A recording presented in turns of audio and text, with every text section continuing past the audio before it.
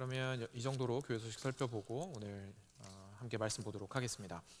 마태복음 16장 13절부터 19절입니다.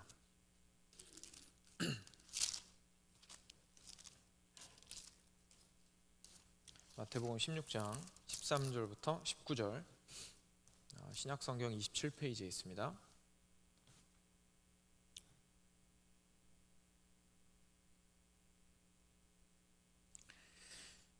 같이 교독하도록 하겠습니다. 제가 먼저 한 절 읽겠습니다. 예수께서 빌립보 가이사랴 지방에 이르러 제자들에게 물어 이르시되 사람들이 인자를 누구라 하느냐? 더러는 엘리야, 어떤 이는 예레미야나 선지자 중에 하나라 하나이다. 이르시되 너희는 나를 누구라 하느냐? 시몬 베드로가 대답하여 이르되 주는 그리스도시요 살아계신 하나님의 아들이시니이다. 예수께서 대답하여 이르시되 바요나 시몬아, 내가 복이 있도다. 이를 내게 알게 한 이는 혈육이 아니요 하늘에 계신 내 아버지시니라. 또 내가 네게 이르노니 너는 베드로라. 내가 이 반석 위에 내 교회를 세우리니 음부의 권세가 이기지 못하리라. 함께 읽겠습니다. 내가 천국 열쇠를 내게 주리니 내가 땅에서 무엇이든지 매면 하늘에서도 매일 것이요 내가 땅에서 무엇이든지 풀면 하늘에서도 풀리리라 하시고. 아멘. 잠깐 기도하겠습니다. 주는 그리스도시요 살아계신 하나님의 아들이시니이다. 사랑하는 주님, 이 베드로의 고백이 그냥 단순히 흘러가는 말이기를 원치 않습니다. 당신의 교회가, 우리 베들레헴 교회가, 우리 한 명 한 명 성도의 삶이 뿌리내리고 있는 우리 자신의 신앙 고백이기를 원합니다. 사랑하는 주님, 우리가 교회로서, 성도로서 주님 앞에서 어떻게 든든하게 서 있을 수 있는지에 대하여 오늘도 밝히 드러내 보여주시고 흔들리는 우리들을 붙들어 주시며 우리가 어디로부터 시작하여 꽃 피워야 할지 열매를 맺어야 할지를 알게 되는 귀한 시간 될 수 있도록 하여 주시옵소서. 감사하며 우리 주 예수 그리스도 이름으로 기도드렸습니다. 아멘. 네, 오늘은 참된 교회의 표지 말씀이라는 제목으로 함께 말씀 나누도록 하겠습니다. 여러분, 계속해서 저희가 하고 있는 질문이긴 합니다만 참된 교회란 무엇인가? 굉장히 중요한 질문입니다. 그렇죠? 참된 교회란 무엇인가? 왜냐하면 저희가 신앙 연수도 이제 많이 길고 하기 때문에 주변에서 보는 모든 교회들이 다 참되다고 말하기는 좀 어려운, 안타깝지만, 안 그랬으면 좋겠지만 안타깝게도 모든 교회가 참되다고 말하기 좀 어렵기 때문에 그렇고, 그리고 사실 저희 자신부터, 일단 남 얘기하기 전에 저희 자신부터 돌이켜 보더라도 우리 교회가 과연 참된 교회인가? 라는 질문을 과연 하는 것이 정말 우리가 얼마나 하나님 앞에서 단단한 교회가 될 수 있을지를 사실 좌우하는 질문이 될 것 같습니다. 그런데 저희가 솔직하게 좀 저희 자신을 한번 생각을 돌이켜 보면서 해보면요, 인생 가운데서 이사를 통한 것일 수도 있고 또는 좀 안 그랬으면 좋겠지만 교회 안에 갈등이나 어려움들이 발생을 해서 교회를 옮겨야 되거나 이런 질문들을 할 때가 이런 그 상황들이 생길 때가 있습니다. 새로운 교회를 찾아야 될 때가 있습니다. 그렇죠? 또는 나는 안 옮기더라도 내가 아는 누군가가 교회를 옮겨서 소개해 주어야 할 때도 있고요. 근데 그때 우리 보통 혹시 어떻게 질문하나요? 우리 그때 참된 교회란 무엇인가라고 혹시 질문하신 분 있으십니까? 별로 그렇게 질문 잘 안 합니다. 그죠? 저희 보통 다른 사람한테 결국은 이제 질문을 하게 되는데 보통 뭐라고 질문합니까? 어디 좋은 교회 있어? 소개 좀 시켜줘. 이렇게 물어보죠. 그죠? 어디 좋은 교회 있어? 소개 좀 시켜줘. 이럽니다. 근데 그 좋은 교회라는 말에 사실 이렇게 담겨 있는 뜻이 있잖아요. 거기 그 좋은 교회라는 말만으로는 다 설명되지 않는, 사실 그 밑에 이렇게 깔려 있는 전제가 있는 것 같습니다. 보통 우리가 좋은 교회 어디 있어라고 물어보는 건 결국은 나한테 좋은 교회 어디 있을까라고 물어보는 거랑 똑같죠. 그죠? 그런 거랑 사실 마찬가지입니다. 그래서 결국은 여러 가지 내 라이프 스테이지도 있고요, 또래도 있고요, 내가 키우는 자녀들도 있고요, 소득 수준도 있고요, 내가 좋아하는 문화도 있고요, 예배 형식도 있고요, 교회 건물 모습도 있고요, 교회에서 제공할 수 있는 소위 말하는 서비스라는 것들도 있을 거고요. 내가 생각했을 때 좋은 교회, 즉 내가 가면 적응도 빨리 잘할 수 있고 좋은 사람도 많이 만날 수 있고 마음 편하게 다닐 수 있고 주일 아침이 되면 기쁜 마음으로 갈 수 있고 한 여러 가지 팩터들이 있는, 요인들이 있는 교회를 우리가 보통 좋은 교회라고 부를 겁니다. 그리고 우리가 실제로 교회를 찾을 때에는 그렇게 교회를 찾기 시작합니다. 그죠? 좋은 교회 어디 있을까? 이렇게 시작합니다. 시작이 결국은 우리 자신에게 있는 것 같아요. 근데 저희가 그동안 교회에 대해서 쭉 살펴보았는데 앞으로도 계속 살펴보겠지만 일단 한 가지는 우리가 머릿속에 확실하게 박혔을 것 같습니다. 바로 교회를 세우시는 분은 우리가 아니라 하나님 그분이라는 사실이었죠. 그러니까 그 말은 다시 돌려서 말하면 무슨 말이냐면 좋은 교회에 대한 기준을 어디 가서 찾아야 된다는 얘기일까요? 하나님한테 가서 찾아야 된다는 얘기일 겁니다.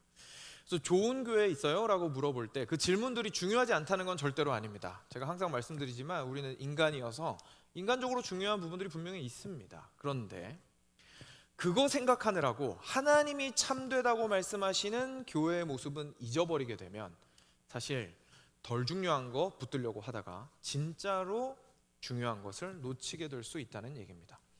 그래서 인간적인 질문들을 할 수는 있겠지만 사실 가장 중요하게 해야 하는 그 질문, 하나님이 옳다고 말씀하시는, 참되다고 말씀하시는 교회는 어떤 모습일까라는 질문을 우리는 꼭 해야 한다는 얘기입니다. 그래서 사실 우리가 내가 좋아하는 교회에 대한 생각이 이렇게 좀 바뀌는 것이 맞지 않을까 싶습니다. 나한테 좋은 교회가 어디 있을까를 먼저 질문하는 것이 아니라 하나님께서 옳다고 말씀하시고 참되다고 말씀하시는 교회가 무엇인지 먼저 알고 나서 그 교회가 나에게 필요하고 좋은 교회라고 인정하고 좋아하고자 하는 겁니다. 내가 좋아하는 교회가 좋은 교회가 아니라 하나님이 참되다고 하시는 교회가 내가 좋아하는 교회가 될 수 있도록, 그죠? 그래서 하나님의 뜻과 나의 마음이 하나가 될 수 있도록 하는 것이 사실 가장 좋은 모습이 아닐까.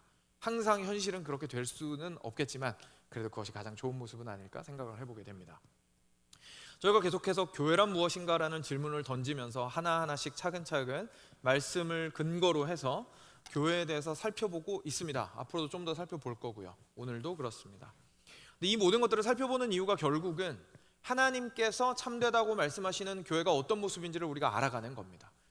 그 모습이 옛날에는 흐릿하고 잘 알 수 없었다면 이제는 그래도 말씀을 통해서 조금씩 뚜렷해져 가고 윤곽이 좀 분명해져 가고, 이런 것들이 진짜로 중요한 것이구나, 이런 건 정말 타협하면 안 되는 거구나, 이런 것들은 내가 중요하다고 생각했지만 생각보다 덜 중요한 것이구나 라는 것들에 대해서 알아가게 되고 정리하게 되어가는 시간이 되기를 원합니다.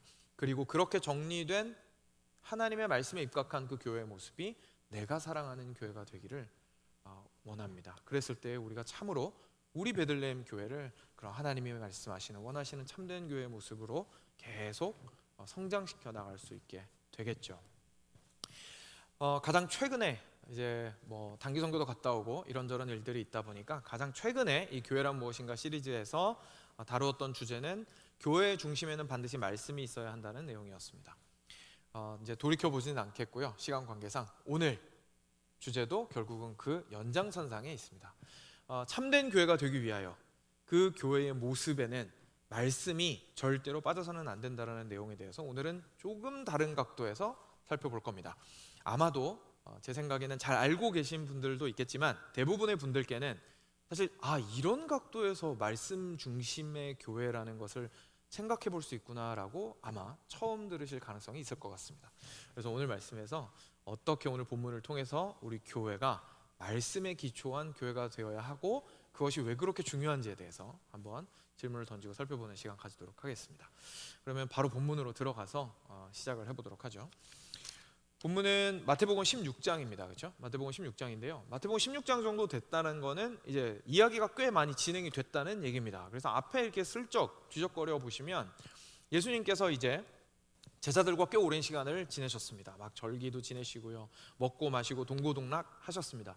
그러니까 같이 지내면서 부대끼면서 가르치신 것도 참 많이 있었을 거고요, 비유도 많이 하셨고요, 그 비유를 풀어주기도 하셨습니다. 이적도 많이 행하셨습니다. 아픈 사람을 고치시기도 하고요, 그리고 5,000명도 먹이시고 4,000명도 먹이시고 막 온갖 놀라운 일들을 행하셨습니다. 뿐만 아니라 바리새인들이나 사두개인들이나 서기관이나 제사장들과 정말 이렇게 타협 없이 물러섬 없이 싸우기도 하셨습니다. 그러니까 옆에서 사람들이 봤을 때는 이제 이쯤 되면 예수님이 어떤 분이신지에 대해서 그래도 어느 정도 그림이, 그죠? 각이 좀 나오는 상황입니다. 지금 예수님이 이런 것 때문에 오셨고 이런 어떤 방향성을 가지고 계시고 그 중심에 어떤 동기를 가지고 계시는구나 라는 것들에 대해서 나름대로 판단할 수 있는 근거가 이제는 생각보다 많이 잡히는 때였습니다.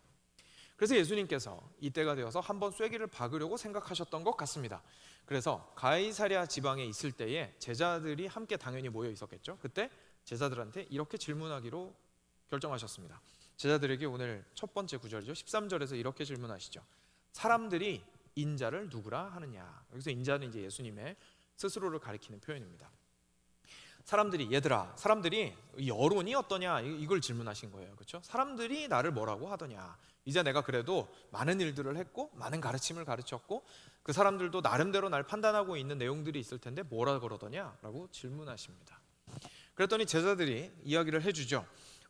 스승님, 어떤 사람은요 예수님 보고 세례 요한 같다고 했습니다. 얼마 전에 죽었지만 그 세례 요한 같다고 했습니다. 그리고 또 어떤 사람은 엘리야라고 했습니다. 선생님 아시다시피 선생님이 행하신 일은 엘리야가 행했던 그 기적보다도 훨씬 더 위대한 기적이 많았죠. 그러니까 선생님 보고 그런 위대한 이적을 일으킬 수 있는 하나님의 사람 엘리야라고 말하는 사람들이 많이 있습니다. 그리고 그뿐만이 아니라 스승님께서 그렇게 직설적으로 단도직입적으로 종교 지도자들을 비판하시고 하나님을 올바르게 섬기는 사람은 어떻게 살아야 하는지에 대해서 말씀하시는 것을 보고 예레미야와 같은 그런 선지자와 같다고 이야기하는 사람들이 참 많이 있었던 것 같습니다. 이렇게 여론을 좀 종합을 해서 정리해서 예수님한테 말씀을 드렸습니다. 그런데 저희도 알다시피 사실 예수님께서 진짜 궁금하신 건 사람들이 어떻게 생각하느냐가 아니죠. 지금 나랑 계속해서 함께 하고 있고 나와 함께 이 진리의 길을 따라가고자 하는 내 사람들, 곧 우리 제자들이 이제 예수님에 대해서 어떻게 생각하는지가 사실 예수님의 진짜 관심사였습니다. 그래서 예수님께서 사람들이 어떻게 생각하는지를 함께 공유한 이후에 한 번 더 질문하십니다. 그러면 너희는 나를 누구라 하느냐라고 질문하십니다. 그렇죠? 너희는 나를 누구라고 하느냐. 이제 제자들이 대답할 때가 되었습니다. 누구보다도 예수님과 시간을 많이 보냈던 사람들입니다. 근데 왜 그랬는지 모르겠지만 베드로가 항상 좀 한 발 앞서서 확 하고 치고 나가는 것들이 있죠. 그래서 이때도 아마 그랬던 것 같습니다. 다른 제자들이 몰라서 그랬는지 아니면 좀 쭈뼛대고 있는 사이에 베드로가 확 치고 나갔는지 모르겠지만 베드로가 제일 먼저 총대 메고 예수님한테 고백을 합니다. 근데 정말 박수받아 마땅한 그리고 이 성경에 기록될 수 있었던 놀랍고도 놀라운 고백을 베드로가 하게 됩니다. 그래서 이 고백이 오늘 너무 중요하기 때문에 같이 한 목소리를 읽도록 하겠습니다. 16절에 있습니다. 16절 같이 한 목소리로 읽겠습니다. 시몬 베드로가 대답하여 이르되 주는 그리스도시요 살아계신 하나님의 아들이시니이다. 아멘. 베드로가 이렇게 고백했습니다. 선생님 제가 할 말이 있습니다. 제가 보았을 때 제가 이제까지 겪었던 스승님, 제가 항상 옆에서 스승님 따라다녔는데 제가 보니까요 예수님 당신은 그리스도이십니다. 그리고 살아계신 하나님의 아들이십니다. 라고 이야기했습니다. 여기서 주라는 표현은 사실 우리나라 성경에서 예수님을 높이기 위한 표현으로 좀 추가를 한 내용인 것 같습니다. 영어 성경 보시면 그냥 you라고 되어 있습니다. 그래서 이 주라는 표현에는 너무 그렇게 크게 신경 안 쓰셔도 될 것 같습니다. 그래서 당신은 이렇게 이야기한 겁니다. 예수님 당신은 그 다음에 이제 중요한 내용이 나옵니다. 주님은 어떤 분이시냐면 그리스도십니다. 이 고백은 엄청난 고백입니다. 왜냐하면 그리스도가 무슨 뜻일까요? 기름 부음 받은 자라는 뜻입니다. 그렇죠? 그리고 그 말을 히브리어로 바꾸면 메시아입니다. 메시아를 그리스어로 하면 그리스도가 되죠. 그래서 당신은 메시아이십니다라고 얘기한 겁니다. 그럼 결국 무슨 얘기한 겁니까? 하나님께서 이제까지 우리 이스라엘 민족들을 구원해 주시겠다고, 구원하기 위해서 보내시겠다고 약속하셨던 바로 그 기름 부음 받은 자, 하나님께서 친히 보내셔서 우리 민족을 다시금 일으키겠다고 약속하신 분, 우리가 그토록 기다렸던, 나도 기다렸고 어릴 때부터 배워왔고 지금까지도 누군지 궁금해왔던, 그리고 내 아빠도 궁금해하셨고 그 할아버지도 궁금해하셨고 할아버지의 할아버지도 궁금해하셨던, 애타게 기다려왔던 바로 그 구원자, 그분이 바로 당신이십니다. 내가 이제까지 함께 먹고 자고 배웠던 예수님 당신이십니다 라고 고백한 겁니다. 엄청난 고백이죠. 우리가 계속해서 함께 있었던 그 사람을 가지고 이제까지 오랜 기간 동안 우리 민족의 역사 속에서 지속적으로 기다려왔던 그 구원자와 연결시키기란, 이건 굉장히 어려운 일이라는 거 저희도 사실 조금만 상상해봐도 알 수가 있습니다. 그런데 베드로는 그런 고백을 했던 거죠. 우리가 기다려왔던 그분, 하나님이 보내시기로 했던 그분 바로 당신입니다 라고 얘기했습니다. 그래서 이제까지 약속되어 온 메시아와 내 눈앞에 있는 예수님을 딱 매칭을 시키게 된 거죠. 자, 여기에서 고백이 끝나지 않았습니다. 그 다음에 더 놀라운 고백을 하게 됩니다. 뭐라고 얘기하냐면 당신은 그리고요 거기서 멈추지 않으시고 살아계신 하나님의 아들이십니다 라고 고백합니다. 저희가 생각했을 때는 항상 예수님은 하나님의 아들이시고 예수님은 그리스도시고 이렇게 묶어가지고 생각을 하다 보니까 이게 한 단어 한 단어가 엄청난 고백이라는 사실을 못하고 그냥 이렇게 흘러갈 때가 참 많이 있죠. 근데 여러분 한번 생각해 보시면요, 메시아라고 해서 하나님의 아들일 필요는 없습니다. 그죠? 메시아라고 해서 하나님의 아들일 필요는 없습니다. 왜냐하면 메시아라는 것은 하나님께서 이스라엘 백성들한테 내가 너네 나라 다시금 그 민족의 나라를 다시금 일으켜 세워줄게 라고 하는 그 역할을 담당시킬 사람을 의미했습니다. 그렇기 때문에 사람 중에서 그냥 굉장히 뛰어나요. 막 리더십도 있고요, 용감하고요, 이렇게 무예도 뛰어나고요, 지력도 겸비했고요, 사람들도 사랑할 줄 알고요, 그리고 왕으로서 사람들을 다스릴 줄 알고요. 그래서 제일 맨 앞에서 장군으로서 진두지휘해가지고 로마 권력을 무너뜨리고 이스라엘 나라를 다시금 통일왕국으로 세우고 그 다음에 부강하게 만들고 그 나라가 영원하게 만약에 성공적으로 이렇게 돌아갈 수 있도록 해낼 수 있었다면 그 사람이 바로 메시아일 수 있는 겁니다. 꼭 그 사람이 하나님의 아들일 필요가 없어요. 신일 필요가 없다는 얘기입니다. 근데 베드로의 눈에 그게 보였던 겁니다.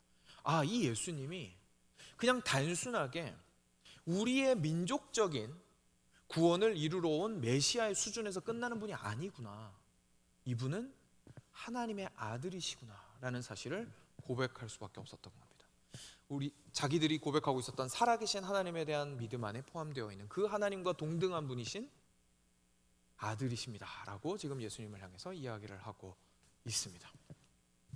그래서 이 사도 베드로의 이 고백은 정말 엄청난 것이었습니다. 그리고 실제로도 이 사도 베드로의 이 고백은 예수님 본인의 입술이 아니라 예수님을 보고 있는 다른 사람의 입술을 통해서 예수님이 어떤 분이신지가 증언된 첫 번째 기록이 되게 됩니다. 그래서 베드로의 입술에 이 고백은 엄청난 무게를 가지게 되었죠. 베드로가 모든 걸 알아서 이렇게 고백했을까요? 그건 아니었습니다. 생각해 보시면 베드로도 계속 예수님에 대해서 더 알아가야 했습니다. 예수님 아직까지 십자가 지시기 전입니다. 그러니까 어떻게 구원하실 건지 베드로 아직 모릅니다. 그리고 심지어 그 방법을 굉장히 저지하려고 했었죠. 예수님 그렇게 죽으시면 안 됩니다 라고. 그리고 아직까지 예수님께서 부활하실 것도 모릅니다. 그리고 자기가 그 사이에서 얼마나 큰 실수를 하게 될지도 모르죠. 그리고 예수님께서 부활하신 이후에 베드로를 어떻게 네가 나를 사랑하느냐 3번 물으시면서 회복시킬 것인지 아직 경험하지 못했습니다. 그리고 예수님께서 승천하실 것도 몰랐고요, 예수님께서 보내실 성령이 오시고 나면 본인이 얼마나 뒤집어질지도 아직 모릅니다. 그리고 고넬료도 만나기 전이어서 예수님의 그 복음이 이방에게 어떻게 전파될 수 있을지에 대한 내용도 아직 모릅니다. 베드로 아직 모르는 게 엄청 많습니다. 근데 베드로는 이 엄청난 핵심적인 고백을 할 수 있게 되었던 거죠. 온전하지는 않았으나 중요하고 참된 고백을 할 수 있었던 겁니다. 그리고 그 가장 핵심에 있는 고백이 다름 아닌 무슨 질문에 대한 해답이었습니까? 너희는 나를 누구라 하느냐. 예수님이 누구신지에 대한 고백이 바로 그 자리를 차지했습니다. 아직 예수님에 대해서도 나에 대해서도 하나님의 계획에 대해서도 하나님의 구원에 대해서도 역사에 대해서도 알아야 할 것이 많았지만 예수 그리스도가 누구신지에 대한 그 참된 고백 하나로 베드로의 고백은 엄청난 고백이 되게 됩니다.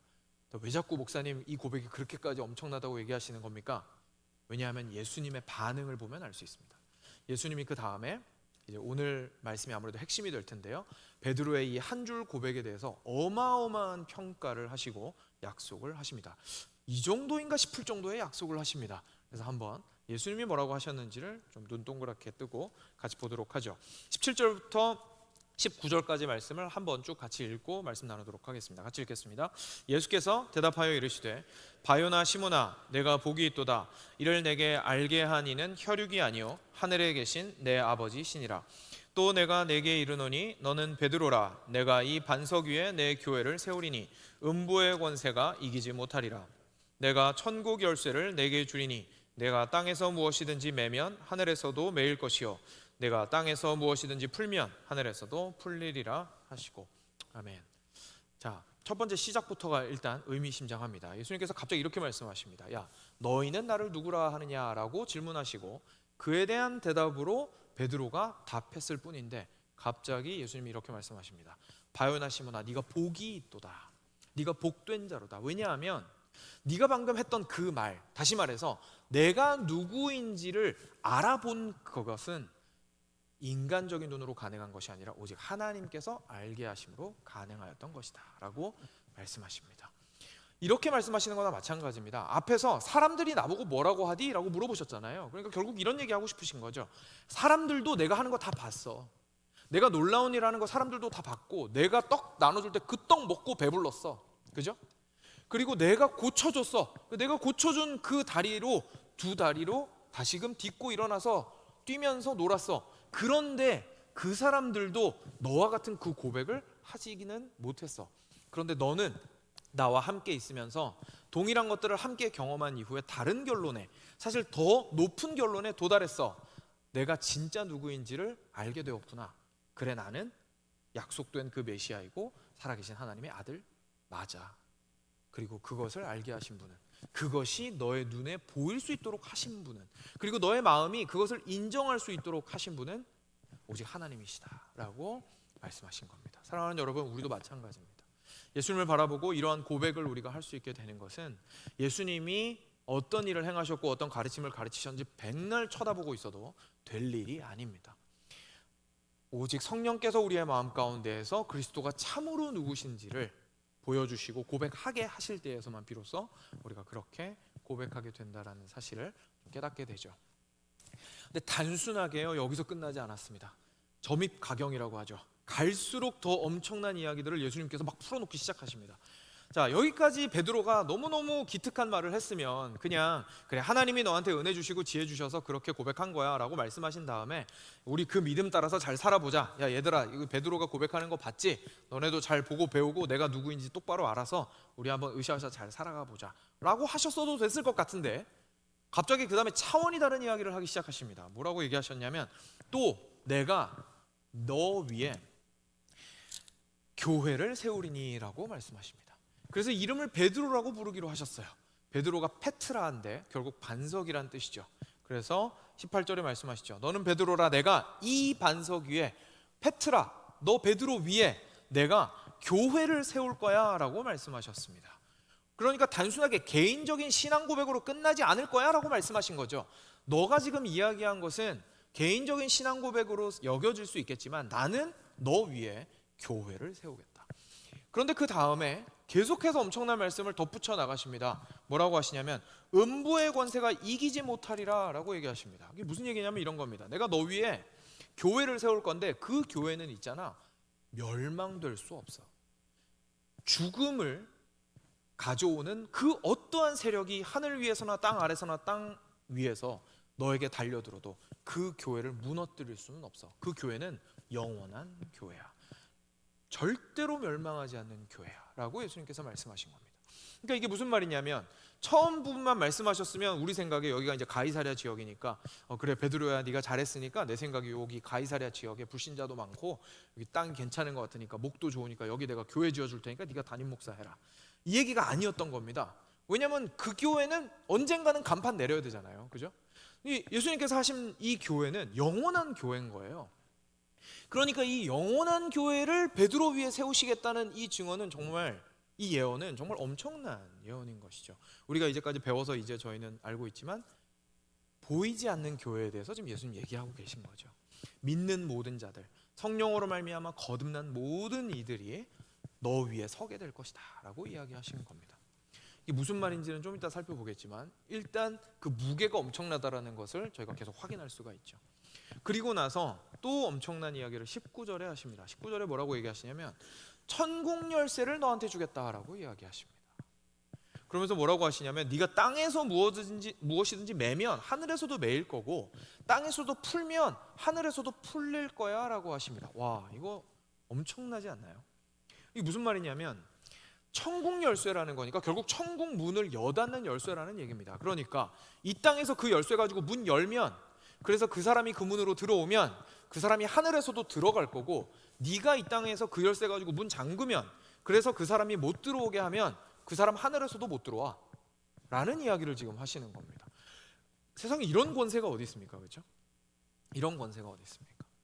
그래서 우리가 생각했을 때에는 마치 베드로가 그 고백 하나를 잘 해서 하나님한테 어마어마한 복을 상속으로 받은 것처럼 여겨지는, 느껴지는 그런 말씀이고, 심지어 그 권세가 어디까지 가냐면 저희가 잘 이해하기 좀 힘든, 마치 다른 사람의 구원 여부를 좌우할 수 있는 것 같은 그런 권세까지 이른다라는 것을 저희가 보게 됩니다. 일단 이게 진짜 무슨 의미인지는 조금 이따가 살펴보기로 하고, 저희가 지금 이 시점에서 한 가지 분명하게 알게 되는 건 있습니다. 뭐냐면 베드로의 이 고백이 교회에 있어서 얼마나 중요한가 하는 겁니다. 그러니까 이 본문 우리가 교회로서 이 땅 가운데서 하나님 섬기면서 올바르게 살아가기 위해서 꼭 알아야겠죠. 왜냐하면 교회가 서는 터에 관련된 말씀이기 때문에 그렇습니다. 그리고 실제로 이 말씀에 대한 해석에 따라서 많은 갈등들이 역사 속에서 발생하게 되었습니다.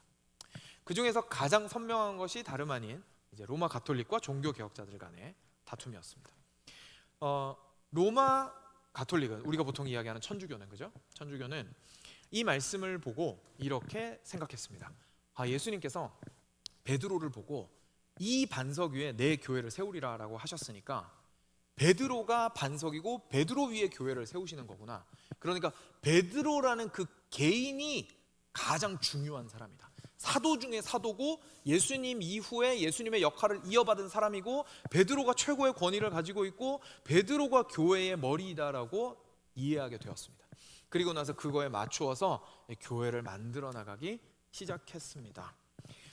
그렇게 해서 지금의 교황 제도가 생기게 되었습니다. 혹시나 이 부분에 대해서 생각을 해보신 적 또는 관심을 가져보신 적이 있는지 모르겠는데, 로마 가톨릭이 어떻게 교황을 베드로와 연결시키고 있는지 조금 알려드리면요, 여러분, 로마 가톨릭 교황은 바티칸에 있습니다. 그렇죠? 바티칸에서 시무를 하게 되는데, 바티칸에 있는, 저도 안 가봐서 모릅니다만 사진으로만 봤습니다만 굉장히 아름답고 의리의리한 저기 성당이 있죠. 그 성당, 주 성당의 이름이 혹시 뭔지 아시나요? 성 베드로 성당입니다. 그죠? 성 베드로 성당입니다. 성 베드로 성당 문 열고 들어가면 바로 앞에 보이고 있는, 저 끝에 보이고 있는, 중앙을 차지하고 있는, 중심이죠. 중심을 차지하고 있는 동의자가 있습니다. 근데 그 의자가 무슨 의자일까요? 초대교회 때 베드로가 앉아서 설교했다고 믿어지는 성물입니다. 그래서 베드로 의자입니다. 그래서 그 자리에서 베드로가 설교를 하면서 하나님께 예수님께서 받은 그 권위로 교회를 향해서 설교를 했다고 믿어지는 것들이죠. 그리고 거기에 2월 22일이 되면 또 이 가톨릭 신자들이 축하하는 축일이 하나 있습니다. 혹시 아시나요? 바로 성 베드로 사도좌 축일입니다. 성 베드로 사도좌 축일입니다. 그러니까 성 베드로가 그 자리에 앉게 된, 사도 중에 사도로서 교회의 머리로서 앉게 된 것을 축하하는 날입니다. 그리고 이 교황이 머리에 쓰는 관이 있는데요, 그 관이 3개의 층으로 되어 있습니다. 3개의 층으로 되어 있는 게 각각 기름 부음 받은 자의 역할을 의미합니다. 저희 기름 부음 받은 자가 가지고 있는 3가지 역할 잘 알고 있죠. 선지자, 제사장, 그리고 통치자, 그죠? 그것을 이제 하나씩 의미하는 것이 됩니다. 그래서 교회의 통치자이고 교회의 제사장이고 교회의 선지자이다라는 것을 의미하는 그 관을 머리에 쓰고 있습니다. 그리고 이 사람이 쓰는, 교황이 쓰는 깃발이 있어요. 그래서 오늘 혹시 뭐 인터넷이나 핸드폰으로 한번 찾아보시면 재밌을 것 같은데, 교황의 깃발이 있거든요. 그 깃발 자세히 보시면 중간에 어떻게 되어 있냐면 열쇠 2개가 크로스 되어 있습니다. 무슨 열쇠일까요? 천국 열쇠입니다. 그래서 이 천국 열쇠를 여닫을 수 있는 권세가 교황에게 있다고 믿어지고 있는 거죠. 그리고 특별한 날이 되면은 이렇게 뭐랄까요, 이렇게 차려입는 날들이 있잖아요. 정해진 그 예복으로 차려입는 날들이 있는데, 거기에 이렇게 목에 매는 그 흰색으로 된, 이렇게 스카프는 아니고 약간 형태가 좀 잡힌 게 있습니다. 그게 무엇을 의미하냐면 바로 양을 어깨에 들쳐매고 있는 모습을 형상화한 겁니다.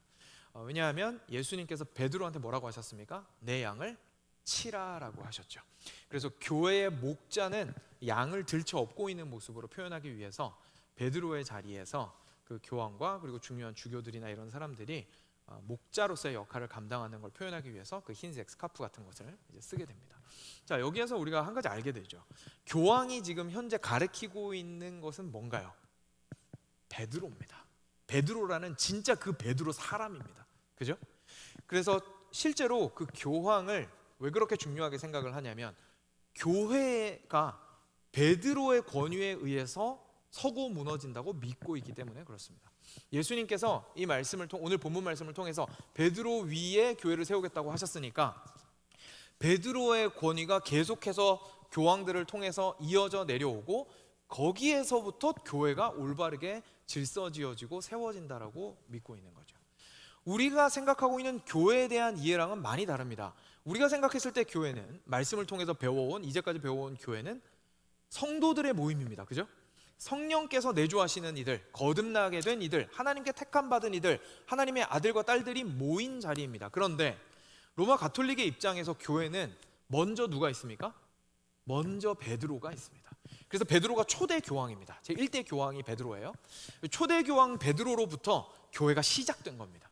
그리고 거기에서부터 다른 모든 이들이 이제 붙어 있게 되는 거죠. 그래서 이 모임이 소중하긴 하지만 만약에 교황이 없다면 그들 입장에서는 교회가 아닌 거죠. 교회라고 부르기 어려워지는 겁니다. 우리랑은 다르죠. 우리는 담임 목사 없다고 해가지고 교회가 아니라고 말하진 않거든요. 그래서 이런 모습으로 교회를 만들어가게 되었습니다. 그런데 오늘 말씀을 그리고 당대의 교회의 모습을 보면서 뭔가 문제점이 많이 있다고 생각한 사람들이 있었습니다. 그 사람들이 바로 종교개혁자들이었습니다. 종교개혁자들은 이 말씀을 보고 다르게 해석했습니다. 왜냐하면 이 사람들이 말씀을 들어가서 열심히 묵상하고 공부하다 보니까 알게 된 게 있었어요. 뭐냐면 교회가 교황 중심이 아닌 거예요. 교회는 믿는 자들의 모임이라는 사실을 깨닫게 됐어요. 그리고 나서 오늘 본문을 봤습니다. 그랬더니 이 말씀이 베드로라는 개인 위에 교회를 세우시겠다라는 뜻이 아니라 이 반석 위에 내가 교회를 세우리라라고 내 교회를 세우리라라고 하신 그 말씀에서 이 반석이라는 건 다름 아니라 우리 베드로의 고백이구나라고 해석하게 됐습니다.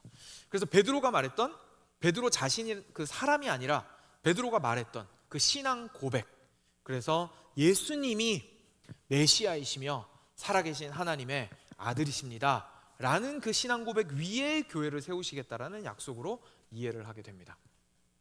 그래서 거기에서부터 출발해서 교회를 개혁해 나가기 시작했습니다. 여러분, 이게 신앙 고백 위에 교회가 세워진다고 생각하게 되면 이 선포되는 말씀이 이해되지 않으면 신앙으로 고백할 수가 없습니다. 그렇죠? 신앙 고백이라는 건 결국 내가 듣고 이해하고 알아듣고 내 것으로 삼아서 내 입술로 고백하는 것이 신앙 고백인데 그냥 라틴어로 줄줄줄줄 읊어대는 자리에서 무슨 말인지도 못 알아듣는데 앉아서 예배드리면 무슨 의미가 있겠습니까? 그래서 성경을 번역하기 시작합니다. 그래서 자기 언어로 성경을 번역해서 사람들한테 뿌리기 시작했습니다. 영어로 번역하고 독일어로 번역하고 각자 자기 언어로 번역해서 읽고 공부하고 이해하고 자기 것으로 만들 수 있게 하기 시작했습니다. 그리고 교회의 중심에는 다른 것들이 아니라 설교를 놓게 되었습니다. 말씀을 통해서 사람들이 변화되며 그것들이 자신들의 신앙이 되어서 그것으로 신앙 고백을 할 수 있게 한 것이죠. 그리고 그 신앙 고백이 정말 중요하다라는 사실을 알아서 성경 공부만으로 그치지 않고 성경에 있는 내용을 잘 이해하고 기억하고 심지어 외워서 자기 것으로 삼을 수 있기 위하여 신앙 고백서를 작성하기 시작했습니다. 그래서 우리가 잘 알고 있는 웨스트민스터 신앙 고백서라든지 소유리 문답이나 대유리 문답이나 이런 것들이 모두 그 당시에 작성이 되었던 이유가 여기에 있습니다. 그리고 그 당시에 교회라고 하면 으리으리한 건물에 아름다운 스테인글라스에 그런 성물이 그래도 한두 가지는 있어야 그래도 뭔가 명망이 있고 덕망이 있는 교회라고 여겨지고 정말로 사람들로 하여금 겁에 질리게 만드는 예식이 있어야 그래도 좀 멋있는 교회라고 생각을 하게 되었던 것을 다 폐기시키고 예배를 간소화시키고 예배 의자가 말씀 듣기 편한 형태를 가지게 하고 그리고 예배 중간에서 설교를 통하여 사람들이 자신의 신앙을 계속해서 성장시켜 나갈 수 있도록 교회를 변화시켜 나갔던 것이죠. 사랑하는 여러분, 종교개혁은요, 교회를 바꾸고자 하는 사람들의 운동이었습니다. 그런데 무엇에 따라서요? 말씀에 따라서. 오늘 말씀을 통하여서 사도 베드로의 그 신앙 고백이 얼마나 중요하고 그 고백 위에 비로소 교회가 서 있을 수 있다는 사실을 깊이 있게 깨달은 사람들이 목숨을 불사하고서라도 하나님의 교회를 지키고자 했던 운동이 바로 종교개혁이었습니다. 우리는 그들의 후예들인 것이죠. 현대 신학자들은 사실 방금 이야기했던 그 이 반석 위에 내 교회를 세우리라 라는 말씀에서 이 반석을 사실 베드로로 해석합니다. 문법적으로는 베드로로 보는 게 맞습니다. 그러니까 신앙 고백이라고 보기에는 문법적으로 좀 어렵습니다. 그런데 그렇다고 해서 로마 가톨릭에 동의하지는 않습니다. 이 말씀이 문장 그 자체의 의미는 베드로 위에 교회를 세우겠다라는 뜻이기는 하지만 그것을 베드로라는 개인에게 모든 것을 몰아줄 수 없는 이유가 뭐냐면 그 당시 초대교회를 우리가 한번 살펴보면 절대로 베드로가 초대 교황으로서의 역할을 한 적은 없다는 것을 저희가 발견하게 됩니다. 여러분, 사도행전에서 계속 보았을 때 베드로 중심으로만 교회가 이루어졌었나요? 그렇지 않습니다. 그죠? 베드로가 한마디 하면 모든 사람들이 다 껌뻑 죽었나요? 그렇지 않습니다. 심지어 갈라디아서에 가면 이제 한참 사도 순번 뒤로 밀리는 바울이 베드로한테 뭐라고 하는 장면도 나옵니다. 그러니까 베드로의 그 권위가 절대적이지 않았습니다. 만약에 베드로가 초대 교황이었다면 처음부터 그랬어야겠죠. 그죠? 근데 그렇게 하지 않았습니다. 당시 교회는 오히려 사도행전이 증언하고 있는 바 성령께서 하나님의 말씀을 통하여 흥왕하게 하셨다라는 것을 우리가 보게 되죠.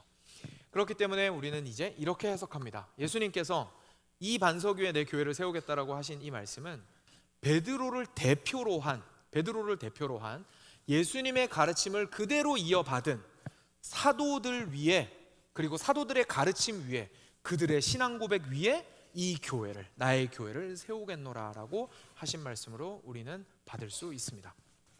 그래서 문법적으로는 이 반석이 베드로를 의미하긴 하지만 의미상으로는 사실 종교개혁자들이 이야기했던 신앙 고백 위에 교회를 세우겠다고 하신 말씀으로 이해하시면 큰 무리는 없을 겁니다. 여기에서 우리가 깊이 있게 깨닫게 되죠. 사랑하는 여러분, 말씀 중심이라는 거는요, 저희가 그냥 단순하게 우리가 살아가는 데 있어서 말씀이 너무 필요합니다 수준을 넘어서는 것입니다. 말씀이 없으면 교회는 성립되지 않습니다. 그래서 참된 교회의 표질은 말씀일 수밖에 없습니다. 그 말씀이 각 영혼 안에 심기어져서 그 말씀이 참되구나라는 것을 스스로 인정하고 받아들이고, 그리고 나의 입술로 고백하게 되는 그 신앙 고백이 결국은 교회를 세워나가게 되는 가장 근간이 된다는 사실을 우리가 깨닫게 됩니다. 그래서 오늘 말씀을 통해서 우리가 깊은 경고를 하나 받게 됩니다. 가톨릭을 보면 말씀이 위치해야 하는 그 위치에 누구를 앉혀놓았습니까? 교황을 앉혀놓았습니다. 그렇죠? 이 말은 무슨 말이냐면 말씀을 중심에 놓지 않으면 다른 누군가가 반드시 주인이 된다는 뜻입니다. 말씀이 교회의 중심이 되지 않으면 그냥 조금 소홀했어, 조금 내가 거기까지 신경을 못 써서 수준에서 끝나지 않습니다. 그 자리는 반드시 무언가 다른 누군가에게 양보할 수밖에 없습니다. 누군가는 그 주인의 자리를 차지하게 됩니다. 워싱턴에서 사역하시는 마크 데버라는 목사님이 있습니다. 이분이 건강한 교회의 9가지 표지라는 책을 쓰셨는데 첫 번째 챕터가 강해 설교라는 챕터입니다. 이분은 이렇게 얘기하십니다. 9가지 교회가 건강하기 위해서 꼭 지켜야 하는 것들이 자기가 봤을 때는 9가지가 있는데 그 중에서 가장 핵심적인 게 강해 설교인 것 같습니다. 근데 강해 설교라는 건 성경을 순서대로 강해해 나가는 겁니다. 마태복음이라고 치면 1장 1절부터 시작해서 쭉 이렇게 따라가서 하는 거죠. 근데 이분이 이걸 맹신적으로 그 얘기를 하시는 게 아니었습니다. 강해 설교를 이분이 그렇게 중요하게 생각하시는 이유가 있었는데 그건 뭐였냐면, 그래야 하나님의 교회가 사람이 주인이 되지 않고 하나님이 주인이 될 수 있기 때문에 그렇습니다 라고 이야기했습니다. 왜냐하면요, 만약에 본문을 목사가 임의로 선택을 하게 되면 목사가 그 자기가 원하는 방식대로 교회를 이끌고 나가게 될 수 있기 때문에 그렇습니다. 그런데 말씀을 순서대로 전하게 되면 거기에서 하나님께서 인도하시는 그 인도를 모두가 받게 되기 때문에 목사가 떠나게 되더라도 그 성도들은 흔들리지 않고 여전히 말씀의 인도를 받는 성도들이 될 것입니다 라고 이야기를 하신 겁니다. 저는 강해 설교의 중요성은 인정하지만 강해 설교만 해야 된다라는 생각에는 반대합니다. 그렇죠? 지금도 제가 하고 있는 설교는 사실 어떻게 보면 주제 설교거든요. 그래서 하나의 주제를 잡고 쭉 설교해 나가는 거죠. 하지만 저는 마크 데버 목사님의 이 기본적인 마인드는 너무 동의하고 참 큰 감동을 받았습니다. 그렇습니다. 교회가 하나님의 교회가 되기 위해서는 말씀의 자리를 철저하게 지켜야 합니다. 그래서 저는 설교자로서, 그리고 듣는 여러분들께서는 들으시는 분들로서 과연 이 교회에 나아가는 방향과 나의 삶이 세워지는 것이 말씀의 뿌리를 내리고 있는지에 대한 진지한 성찰들이 굉장히 필요하다는 사실을 기억하게 됩니다. 왜냐하면 그 자리를 말씀에게 주지 않았을 때 우리는 다른 주인을 따라 어디론가 표류하게 될 것이 분명하기 때문에 그렇습니다. 그리고 또 한 가지 우리가 기억하게 되는 것은 바로 교회의 권세입니다. 여러분들 중에 아마 교회 나오는 거랑 구원 여부는 아무런 상관이 없다고 생각하시는 분들이 있을 겁니다. 필연적인 상관이 없는 건 맞습니다. 그죠? 꼭 교회를 다녀야만 구원받는 건 아닙니다. 그리고 교회에 오면 구원받고 교회에 안 오면 구원 안 받고 이것도 아닙니다. 그래서 교회 오는 거랑 구원은 어느 정도 유격이 있기는 있습니다. 서로 차이가 있죠. 그렇지만 오늘 예수님께서 하신 말씀을 보십시오. 예수님께서 뭐라고 하셨습니까? 올바른 신앙 고백 위에 세워진 그 교회는 무엇을 가지고 있습니까? 천국 열쇠를 가지고 있습니다. 그 말은 무슨 말이냐면 이런 겁니다. 교회가 마치 사인북이 있어서 사람이 딱 들어왔는데 딱 보니까 저 사람은 천국 갈 만해요. 그래서 너는 천국 갈 수 있어라고 체크를 하면 진짜로 천국을 가고, 제가 보니까 천국 갈 만하지 않아요. 그래서 천국 당신은 못 가겠다라고 X표 치면 천국 못 가요. 이런 뜻이 아니죠. 이렇게 생각하면 철저하게 오해한 거죠. 이런 뜻이 아니라 무슨 뜻이냐면 이 교회 가운데에서 그리스도의 복음이 올바르게 선포되고 있다면 여기에서는 지속적으로 회개의 역사가 일어날 것이고 회심의 역사가 일어날 것이고 하나님이 누구신지를 깨닫게 되는 일들이 일어날 것이고 하나님의 영광이 그 어떤 것보다 밝히 드러나게 될 것이고 온전한 삶을 열망하는 사람들로 가득 차게 될 겁니다.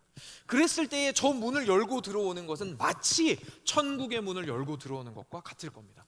그리고 이 문을 열고 나가는 것은 마치 천국 문을 열고 나가는 것과 안타깝게도 같을 겁니다. 우리가 그리스도의 복음 안에 철저하게 뿌리 박혀 있었을 때에 우리 교회는 천국의 열쇠를 쥐고 있는 그런 교회가 될 수 있다는 놀라운 증언을 하나님께서 해주시고 있습니다. 언제 가능하다고요? 하나님의 말씀에 그리스도의 복음에 뿌리 박았을 때만 교회가 그런 권세를 가질 수 있다라는 이야기입니다. 끝으로 가장 중요한 것이 있습니다. 사랑하는 여러분, 오늘 베드로가 했던 고백은요, 하나님이 얼마나 힘세신지에 대한 내용이 아니었습니다. 하나님이 얼마나 지혜로우신지에 대한 고백도 아니었습니다. 하나님이 내 인생에서 얼마나 놀라운 일을 행하셨는지에 대한 고백도 아니었고요, 내가 얼마나 큰 이적을 목격했는지에 대한 고백도 아니었습니다. 무엇에 대한 고백이었습니까? 예수님이 누구신지에 대한 고백이었습니다. 자기가 헌금을 얼마나 많이 했느냐에 대한 고백도 아니었습니다. 자기가 얼마나 신앙서적을 많이 읽었느냐, 자기가 얼마나 성경을 다독했느냐, 자기가 기도를 얼마나 많이 했느냐에 대한 고백도 아니었습니다. 무슨 고백이었습니까? 예수님이 누구신지에 대한 고백이었습니다. 사랑하는 여러분, 우리가 올바른 교회로 서 있을 수 있기 위하여 우리 자신에게 그리고 교회 전체에게 반드시 해야 하는 질문이 있습니다. 너는 나를 누구라 하느냐? 사랑하는 여러분, 여러분들에게 예수님은 누구십니까? 처음으로 돌아가겠습니다. 제가 좋은 교회와 참된 교회에 대해서 이야기함으로 오늘 설교의 문을 열었습니다. 여러분, 예수님은 어떤 예수님이십니까? 내가 좋게 생각하는 예수님이 내가 사랑하는 예수님입니까? 아니면 하나님이 보내신 예수님의 그 모습 그대로의 예수님, 메시아이신 예수님, 살아계신 하나님의 아들이신 예수님, 죄를 미워하시는 예수님, 거룩하신 예수님, 십자가를 지신 예수님, 부활하신 그 예수님이 과연 나의 예수님이십니까?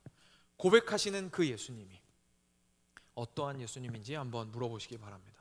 하나님이 보내신 참된 예수 그리스도가 내가 사랑하고 내가 좋아하는 예수 그리스도가 되었을 때에, 그리고 우리 교회가 그것을 모두 함께 고백하였을 때에 우리는 오늘 예수님께서 약속하셨던 베드로 위에 세우기로 하신 그 교회로서의 모습을 계속해서 발견할 수 있게 될 겁니다. 그 놀라운 은혜를 우리가 함께 꿈꾸겠습니다. 같이 기도로 나아가겠습니다. 들으신 말씀 기억하시면서 주님께 나아가도록 하겠습니다.